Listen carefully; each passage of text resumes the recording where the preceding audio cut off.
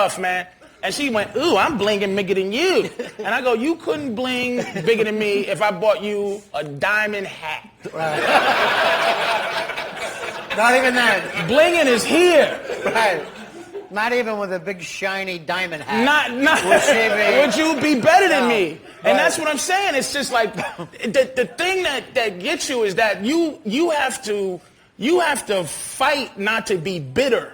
So what is it though, Patrice? What's keeping you from getting the place in comedy you think you should be? And that's the thing I got to fight, Ron, is where I should be. Because I don't deserve or supposed to get anything. Mm-hmm. You know, it's the journey I'm on, and whatever happens, man, happens. I mean, I got a mortgage I want to pay, but still, that means to anything, and I'm going by what other people say to me. You know, people respect me as a comic.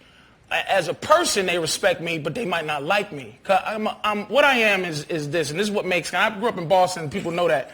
White guys, and I learned this, dude. I had a probation officer. White guys are uncomfortable with black man's anger. Black anger, especially from 6'4", 300 pounds. Did you think that this was going to be breaking in? We had no idea. What do you mean, like that we're afraid of 6'4", 300 pounds black guys? Not now, though, Ron. Like not now, because there's a context to my existence. Right. But growing up, when you walk into an office, dude, and there's this little dude that you'd never talked to in your life. Mm-hmm. Like, here's what I hate, and a couple of people did it here. Why do I have to be nice to you at 6 in the morning if that's not what I do? If you go, hi, listen, and I just want to give you a little bit of, why don't you really, let's build up. Because if you start here and go, hello, it's going to go down from there. Right. So start off with how are you? And I'm good, how are you? Listen, I'm such and such. Do you want to talk about this now, or you want to talk about it later, because we're going to have to talk about it? But just find a way to deal with people in some honest. I'm not passive aggressive, but I understand what passive aggressive is. It makes me sick because I'm aggressive. Right. You know what I'm saying? So that's to say why I might not be where I think I should be in terms of my peers, because I'm peers with Dane Cook, I'm peers with Carlos. You know what I mean? Mm-hmm. I think less people know me, but the core. Right. There's a core comedy base that goes. Patrice is in there with that. But aren't those guys just one move? Wasn't one spark thing to tip them? You know. Yeah, I mean, like I respect Dane, but I'm not selling the drug he's selling. I respect Carlos. I ain't selling the drug he's selling. I cannot sell what I'm selling to 20-year-old college girls and 18-year-old high school kids. I can't. I just ain't selling that. I'm gonna offend people. Mm-hmm. You know what I mean? I don't want those people to come out and go, I see you on Web Junk. You're going to be great. And I'm like, look, calling my girl a bitch. Right. You know, I'm racist. I'm racist against black people. I'm racist against white people. I do a lot of stuff that's like, you know, this is not funny. This is not fun. This is not. This is I don't know. What's he doing? And then I'm like, Mom, get the fuck out. I don't want you here anyway.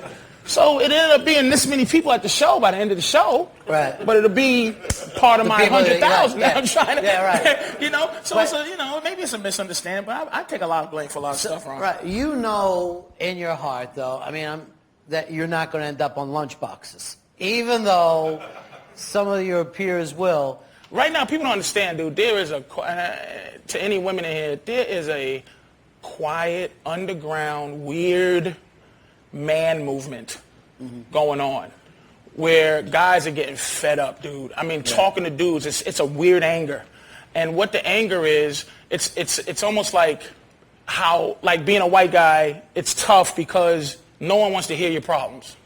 You have to for a white guy to say you have problems and I listen to it, it has to be a passion, it has to be well thought out and well said. It can't be like, what about me? I'm a white guy. Be like, yeah, all right, whatever. That's how women see guys now, to me. And guys feel how they feel. You know what I mean?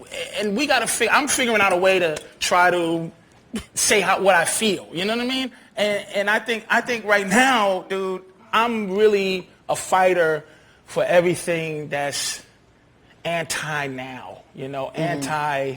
Like I think the political correctness of what's happening today. I didn't even want to say that because it's almost bigger than that. It's almost like any dude that says the word inappropriate makes me sick. Any man who lives that mantra, that was inappropriate. That's just like you sell out.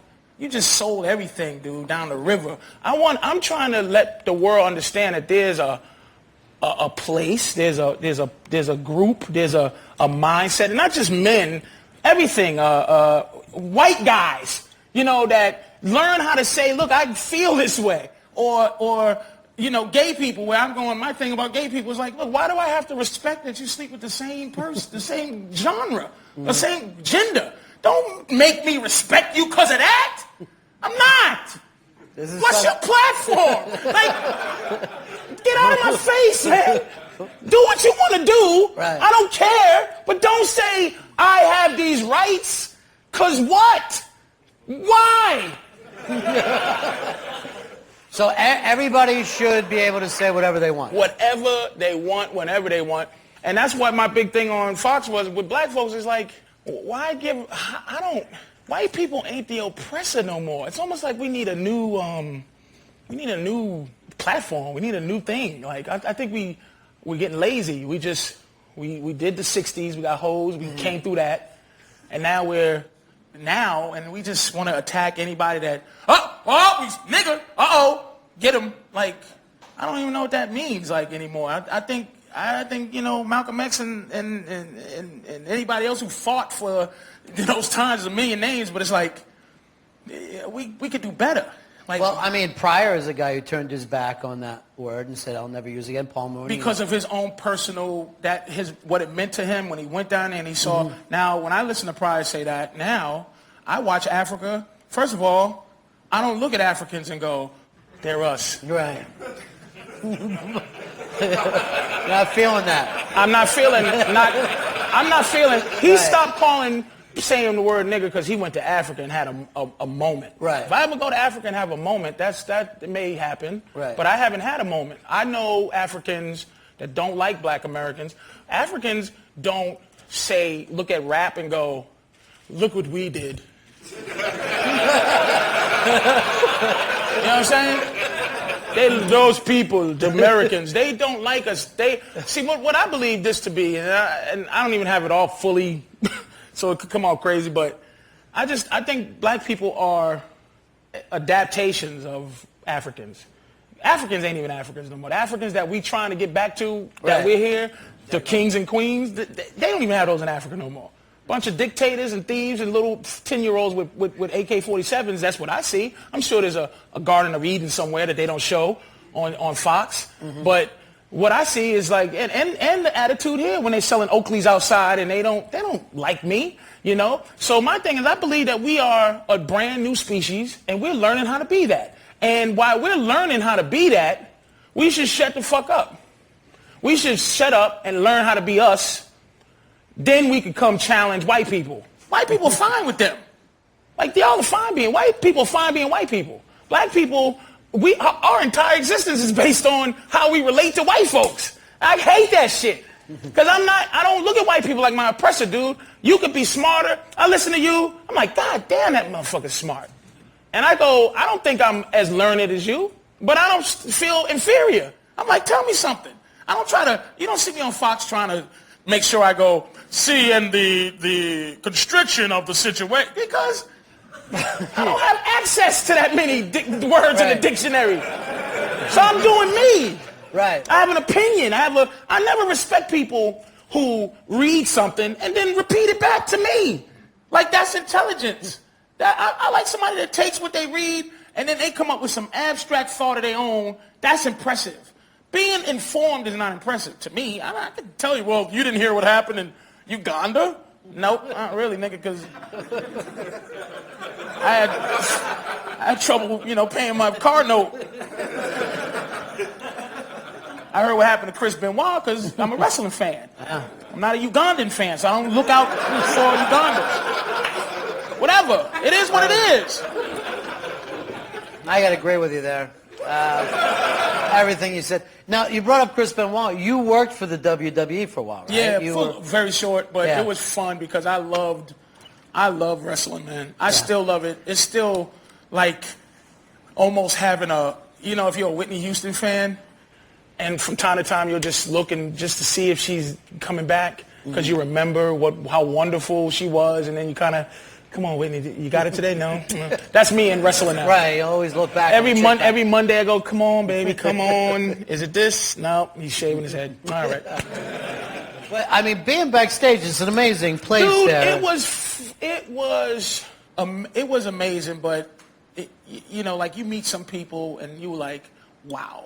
Like you meet, they're good guys. Like The Rock. I met The Rock and I'm like, this dude was nicer than he should have been. Like it was weird. Rock should have been an ass, but he was just too nice. It always made me uncomfortable. Like I was like, dude, don't be.